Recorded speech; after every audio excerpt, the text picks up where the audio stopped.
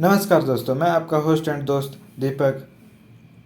आप सुन रहे हैं गो विथ स्टोरीज के साथ बैंक वैन रॉबरी, जिसे लिखे हैं सुरेंद्र मोहन पाठक।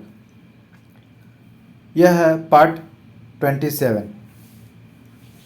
अब आगे।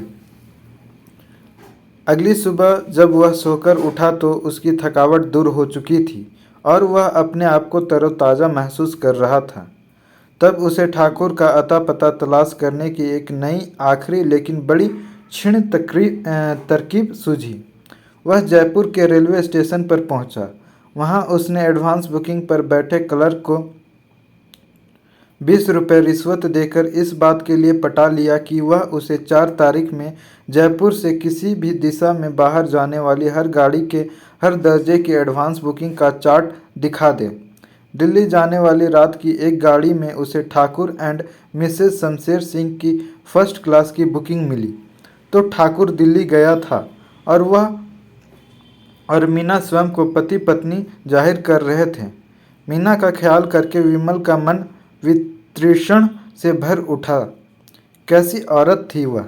5 दिन में 3 मर्द बदल चुकी थी। वह वापस गैरेज में पहुंचा। उसने अपने सूट में से अपना हिप्पी परिधान निकाला। सबसे पहले उसने अपने कुत्ते के कानों को जैसे कॉलर वाली स्किन फिट काली कमीज पहनी, फिर घिसी हुई बेल बॉटम जींस पहनी और वह जैकेट पहनी जिसकी पीठ पर अर्धविक्राकारता शब्दों में लिखा था, बैन दी बम। अपने सिर पर एक क्रिकेट के खिलाड़ियों जैसी टोपी पहनी जिसके अग्रभाग में वह एक वृत्त बना हुआ था जिसके बीच में धागों से कढ़ा हुआ था पीस। उसने अपने गले में पतली का पीतल का वह कांट पहना जिस पर गुदा हुआ था, मेक लव नॉट वॉर। अंत में उसने अपनी आंखों की पुतलियों से प्लेन कॉन्टैक्ट लेंस उतारकर उसके स्थान पर नीले लेंस लगाए और नाक पर तार के फ्रेम वाला बिना नंबर के शीशों वाला बड़ा सा चश्मा टिका लिया। उसने अपना सारा ज़रूरत का सामान एक पीठ पर लादे जा सकने वाले बैग में भरा और गैरेज से निकला। उसने गैरेज को बंद किया और फिर नीली फिएट में जा बैठा। तब गैरेज को उसने आखिरी सलाम नहीं किया। उसे वहां वापस लौट आने की पूरी उम्मीद थी। कार में सवार होकर वह रेलवे स्टेशन पहुंचा। कार को उसने रेलवे पार्किंग में खड़ा कर दिया और स्टेशन में घुस गया। उसने दिल्ली का दूसरे दर्जे का टिकट खरीदा और प्लेटफॉर्म पर जाकर दिल्ली जाने वाली अहमदाबाद मेल के आगमन की प्रतीक्षा करने लगा। वह सोच रहा था, 50 लाख की आबादी वाले दिल्ली शहर में क्या वह एक अदद ठाकुर शमशेर सिंह को तलाश कर पाएगा? और क्या ठाकुर शमशेर सिंह दिल्ली में होगा? जितनी मायूसी ठाकुर शमशेर सिंह को मीना से हुई थी उतनी उसे अपनी ज़िंदगी में किसी चीज़ से नहीं हुई थी। कोई वक्त था जब मीना को हासिल करना उसे अपनी ज़िंदगी का आखिरी मकसद मालूम होता था, लेकिन आज मीना उसे हासिल होते हुए भी उसके हाथ नहीं आ रही थी।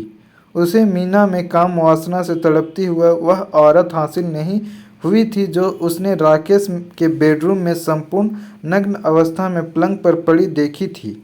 उसे वह औरत हासिल नहीं हुई थी जिसके यौवन में उसने पीर पैगंबरों का ईमान खराब कर देने वाला ज्वार उमड़ता देखा था। वह औरत हासिल नहीं हुई थी जिसके जिस्म में तड़प थी और निगाहों में निमंत्रण था। उसे हासिल हुई थी एक आदमकद निर्जीव गुड़िया, पत्थर से तराशा हुआ एक बेहिस जिस्म। एक ऐसी औरत जिसका जिस्म ही उसके पहलू में होता था, लेकिन दिल कहीं और होता था, दिमाग कहीं और होता था। मीना के साथ वह अपने आप को उन समुद्री लहरों जैसा महसूस करता था जो कि चट्टान के साथ सिर टकरा कर दम तोड़ देती है, लेकिन चट्टान अपने स्थान से टस से मस नहीं होती। ठाकुर का उसके लिए भरपूर मोहब्बत का इजहार या 48 लाख रुपए की विपुल धन की राशि का लालच मीना की आंखों में वहशत की वह चमक पैदा नहीं कर सकता था जो ठाकुर ने उसकी निगाह में कभी देखी थी। लेकिन इतनी निराश के बावजूद भी ठाकुर ने उम्मीद का दामन अभी पूरी तरह नहीं छोड़ा था। शायद मीना के दिल पर गुनाह के इस एहसास का बोझ था कि उसने विमल का कत्ल किया था। उसे उम्मीद थी कि वक्त के साथ साथ जब वह उसे भूल जाएगी तो वह ठाकुर में रुचि लेने लगेगी। ठाकुर उसे अंजाम से डराकर अपने साथ लाया था। वह उसे यह धमकी देकर बाकायदा ब्लैकमेल कर रहा था कि यदि वह उससे बाहर जाने की कोशिश करेगी तो वह उसे विमल के कत्ल के इल्ज़ाम में गिरफ्तार करवा देगी। मीना इस बात से भयभीत थी और इसलिए वह चुपचाप ठाकुर के साथ उदयपुर से जयपुर और जयपुर से दिल्ली चल आई थी। ठाकुर मीना की बेरुखी का सबब यही समझ रहा था कि वह मीना का मानसिक रूप से परेशान थी, चिंताग्रस्त थी। उसे अपने पौरुष पर इतना विश्वास था कि एक क्षण के लिए भी उसे यह नहीं सूझा था कि शायद मीना को वह अधपकी मूँछों वाला लगभग बूढ़ा पुरुष ही अरुचिकर लग रहा हो। वह तो यही उम्मीद कर रहा था कि जल्द ही उसका मूड बदलेगा और वह उसके साथ भी वैसी ही तौबा कर देने वाली अंदाज में हम बिस्तर होने लगेगी जैसे उसने उसे जयपुर में विमल के साथ हाहाकारी मचाते देखा था। ठाकुर अपनी तरफ से मीना का हर प्रकार का मनोरंजन करने की कोशिश करता था। दिल्ली में वह उसे हर रोज़ ऐसी नई जगह पर लेकर जाता था जहाँ केवल बेहद रईस लोगों का जाना ही संभव था। कोई भी ऐसी खुशी जो पैसा खर्च करने से हासिल हो सकती थी वह मीना के कदमों पर निछावर करने को तैयार था, कर रहा था, लेकिन मीना पर कोई असर ही नहीं दिखाई देता था। उस रोज़ वह उसके साथ ओबरॉय में लंच लेकर वापस कनॉट प्लेस लौटा था और शॉपिंग की नीयत से कनॉट प्लेस के भीतरी दायरे में घूम रहा था।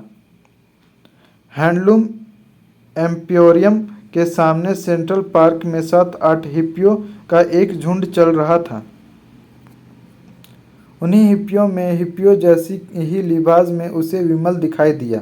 ठाकुर के होश उड़ गए। नहीं, यह उसका वहम था।